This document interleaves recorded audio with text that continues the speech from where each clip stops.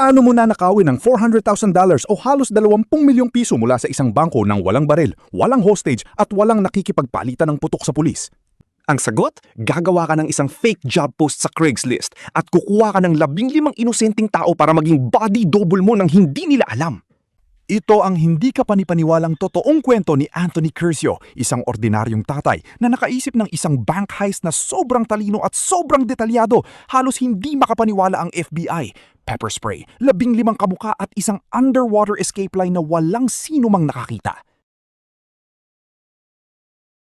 Taong 2008, sa maliit na bayan ng Monroe, Washington, si Anthony Curcio ay hindi isang master criminal. Isa siyang dating star athlete at isang pamilyadong tao na na-addict sa pain meds at nagkabaon-baon sa utang. Kailangan niya ng pera at kailangan niya ito ng mabilis. Pero imbis namang hold up ng basta-basta, pinag-aralan niya ang Bank of America sa bayan nila na parang nagre-review para sa board exam.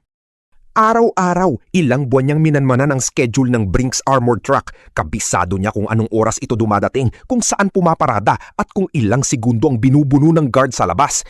Pero alam ni Anthony na sa oras na makuha niya ang pera, pupuntiryahin siya ng lahat ng pulis sa syudad. Paano siya makakatakas? Dito pumasok ang kanyang malakriminal na henyo. Ilang araw bago ang heist, nag-post siya ng ad sa Craigslist. Kailangan daw niya ng mga trabahador para sa isang city maintenance job.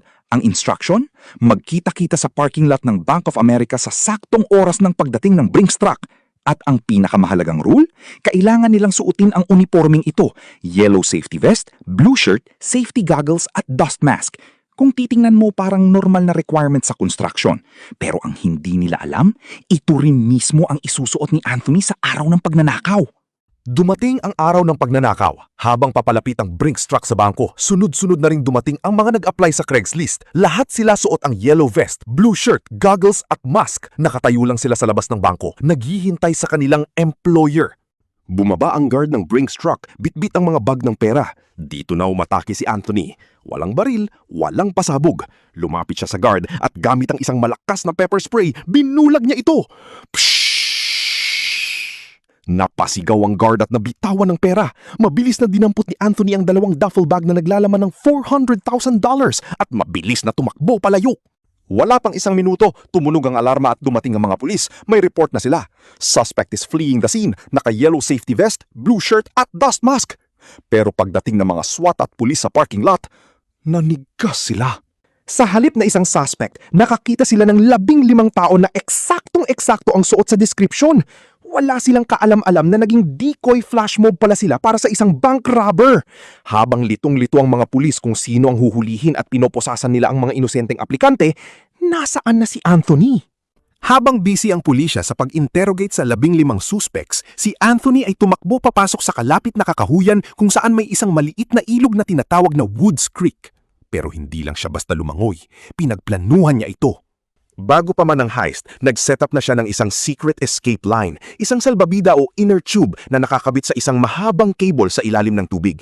Tumalon siya sa salbabida, hinila ang sarili patawid sa ilog kung saan naghihintay ang kanyang getaway vehicle at tuluyang naglaho kasama ang $400,000. Isang perpektong krimen. Nakuha niya ang pera, nailigaw niya ang mga pulis gamit ang isang Craigslist ad at nakatakas siya ng walang nakakakita. Para siyang naging multo na isahan ni Anthony Curcio ang sistema. O yun ang akala niya. Sabi nga nila, walang krimen na perpekto at ang nagpabagsak sa napakatalinong planong ito, isang napakaliit na pagkakamali. Ilang linggo bago pa man ang heist. Nung mga panahong nagre-reconnaissance at nagpa-practice pa lang si Anthony suot ang kanyang disguise, may isang taong nakapansin sa kanya na umaaktong kahina-hinala, isang homeless man na natutulog malapit sa bangko. Nung nakita ng homeless man na parang may binabalak na masama si Anthony, isinulat niya ang license plate number ng kotse nito bago ito umalis. Pagkatapos ng robbery, nang magtanong ang mga pulis sa mga saksi, ibinigay ng homeless man ang plate number sa mga otoridad. Dahil sa impormasyong iyon, nakuha ng FBI ang pangalan ni Anthony at nung ni-raid nila ang bahay niya, nahanap nila ang mga ebidensya, ang bahagi ng pera at ang mga disguise. Ang mastermind ng isa sa pinakamalikhaing heist sa kasaysayan ay nahuli dahil sa atensyon ng isang taong walang tirahan. Si Anthony Kershaw ay nahatulan ng 6 na taong pagkakakulong. Ang nakakabilib, ginamit niya ang oras niya sa loob para magbago. Ngayon, isa na siyang author at motivational speaker para tulungan ng mga kabataan na umiwas sa droga at krimen. Ang kwentong ito ay patunay na kahit gaano pa katalino ang isang plano, palaging may isang detalyeng makakaligtaan. Kung na-enjoy nyo ang nakakabaliw na kwentong ito, huwag kalimutang i-hit ang like button at mag-subscribe para sa mas marami pang unbelievable true crime stories. Ano sa tingin nyo ang pinakaastig na part ng plano niya? Yung fake Craigslist job o yung underwater escape? Mag-comment sa ibaba at kita-kit sa susunod na video.